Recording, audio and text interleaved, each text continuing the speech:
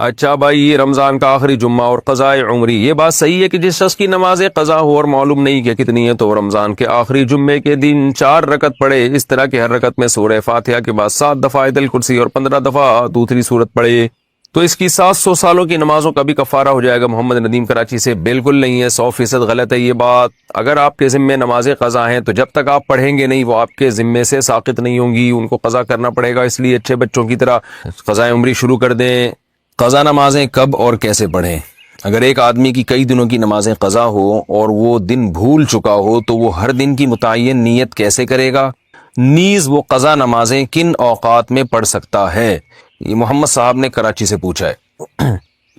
یعنی ان کا خلاصہ یہ نکلا کہ قضا نمازوں میں تو ہمیں نہیں پتہ ہوتا، جو قضاء عمری خاص طور پر پڑھ رہے ہوتے ہیں کہ کون سے دن کی کون سی نماز ہے، تو یہ خوب اچھی طرح سے سمجھ لیں، یہ سوال بہت زیادہ پوچھا جاتا ہے۔ قضاء عمری کیسے ادا کی جائے، اس کی نیت کیسے کی جائے؟ آپ نے سب سے پہلے تو ایک ڈائری میں ایک حساب لکھنا ہے کہ میرے ذمے کی قضا نمازیں ٹوٹل کتنی ہیں، ایک اندازہ لگانا ہے کہ آپ بالغ کب ہوئے تھے اور اس کے بعد کون سی نمازیں آپ پابندی سے پڑھتے رہے ہیں، کون سی پابندی سے چھوڑتے رہے ہیں۔ جمعے کی نمازیں تو اکثر لوگوں نے پڑھی ہوتی ہیں۔ اس طرح ایک ظاہر 100% نتیجے تک تو آپ نہیں پہنچیں گے، ایک لم سم اندازہ لگا کے ایک غالب گمان جس طرف جائے آپ نے ایک ڈائری میں نوٹ کر لینا ہے کہ جی میری اتنے سال کی فجر کی نمازیں، اتنے سال کی ظہر کی نمازیں، اتنے سال کی عصر کی، اتنے سال کی مغرب کی، اتنے سال کی عشاء کی، اور وطر بھی مستقل ایک نماز ہے۔ نبی صلی اللہ علیہ وسلم کی صحیح حدیث ہے، ان اللہ زادکم صلاۃ الا وہی الوتر، اللہ نے ایک اور نماز کا اضافہ کر دیا جو کہ وطر ہے۔ لیکن ظاہر ہے دوسری حدیثوں میں 5 نمازوں کو فرض قرار دیا گیا،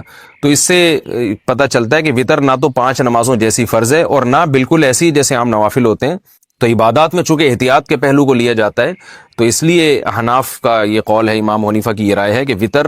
کے ساتھ سلوک ایسے کیا جائے گا جیسے فرائض والا ہوتا ہے، یعنی قضا پڑھی جائے گی احتیاط کے پہلو کی وجہ سے۔ فرض سمجھا نہیں جائے گا اس کو کیونکہ نمازیں تو 5 فرض ہیں، لیکن بالکل اس کو اگنور نہیں کیا جائے گا، تو اس لیے احتیاطاً وطر کی قضا بھی واجب ہے۔ تو آپ نے یہ اس 5 نمازیں اور وطر کا اندازہ لگا لیا کہ بھئی یہ اتنے سال کی بنتی ہیں، اور ایک ڈائری میں آپ نوٹ کر لیں۔ میں ڈائری میں نوٹ کرنے کا اس لیے کہہ رہا ہوں کہ یہ تجربے پر مبنی ایک حقیقت ہے، مشاہدے پر مبنی، کہ جو صرف حافظے پر چلتے ہیں وہ کنفیوز ہی رہتے ہیں ساری زندگی، وہ پھر بھول جاتے ہیں کتنی پڑھی کتنی رہ گئی۔ تو آپ نے ایک چارٹ بنانا ہے کہ بھی میری فجر کی جیسے سال کی اتنے سال کی نمازیں تو اتنے مہینے اتنے دن، وہ دنوں کے آپ نے کاؤنٹ کر کے لکھ لینا کہ جی میری فجر کی مثال کے بعد 256 نمازیں رہتی ہیں یا 356 یا 1256 نمازیں میری فجر کی رہتی ہیں۔ تو آپ نے ایک لکھ لیا اس کو، پھر ظہر کا لکھ لیا، عصر کا لکھ لیا، مغرب عشاء اور وطر کا لکھ لیا آپ نے۔ اس کے بعد جب آپ پڑھنا شروع کریں تو پڑھنے کے اوقات کیا ہیں کہ جو 3 مکروہ اوقات ہیں، سورج نکلتے وقت، زوال کا وقت جب سورج بالکل سر پر ہوتا ہے، اور ایک غروب آفتاب کا وقت جب سورج غروب ہو رہا ہوتا ہے، یعنی غروب سے 20 منٹ پہلے، 15-20 منٹ پہلے، اور فجر میں طلوع آفتاب اور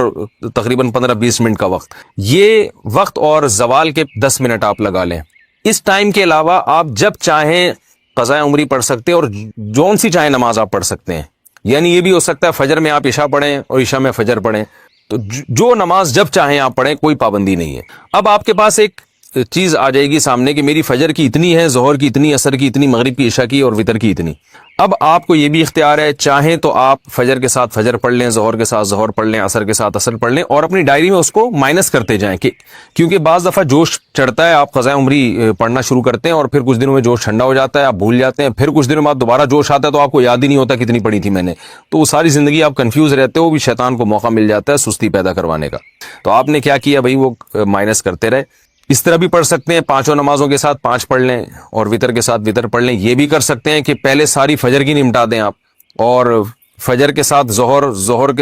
فجر کے ساتھ فجر، پھر ظہر کے ساتھ بھی فجر، پھر عصر کے ساتھ بھی فجر، یہ بھی کر سکتے ہیں۔ اور یہ بھی کر سکتے ہیں کہ آپ نے کوئی 1 گھنٹہ متعین کر لیا، بھائی اس میں نے صرف قضاء عمری ہی لوٹانی ہے، تو چاہے پہلے ساری فجر کی پڑھ لیں یا ساری ظہر کی۔ آپ یہ کہہ سکتے ہیں بھائی ظہر کی نماز لمبی ہے اور عصر کی اور عشاء کی لمبی، تو یہ والی پہلے نمٹا دوں، تو ظہر پہلے نمٹا دیں ساری، اور ترتیب سے بھی پڑھ سکتے ہیں۔ ہر طرح سے آپ کو اختیار ہے، بس آپ نے وہ جو ایک لکھی ہے نا تعداد، اس میں روز بروز کمی کرنی ہے آپ نے۔ اور علماء کہتے ہیں کہ جن کے ذمہ قضاء عمری ہے کم از کم 1 دن کی نمازیں ان کے ذمہ لوٹانا لازم ہے، اور وہ بھی نہ کر سکیں، یعنی اس کے باوجود بھی قضا پوری نہ ہو سکے تو پھر وصیت کرنی پڑے گی کہ میں روزانہ 1 دن کی نمازیں پڑھ رہا ہوں یا پڑھ رہی ہوں، لیکن اس کے باوجود میری نمازیں میری زندگی میں پوری نہیں ہو رہی، تو پھر آپ وصیت کر دیں تو اللہ کی رحمت سے امید ہے کہ انشاءاللہ وہ معاف ہو جائیں گی، لیکن کم از کم ایک دن کی نمازیں آپ پڑھیں۔ اور ہمت والے لوگوں کو ہم نے دیکھا ہے کہ وہ بہت جلدی کئی سالوں کی نمازیں لوٹا لیتے ہیں۔ ہمارے ایک